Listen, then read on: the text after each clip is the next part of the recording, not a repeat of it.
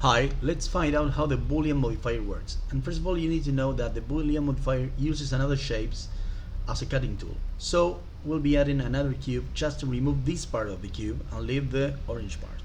First of all, add a cube, Shift A, cube, bring it up, G, Z, scale the cube a little bit. That's okay. And now select the object you want to cut. Click, go to modifiers, add modifier, search for Boolean, click enter, then go to this tool, the eyedropper, and select the object you will be using as a cutting tool. I'm using the white cube. Click, then click on apply the modifier, and that's it. Take a look.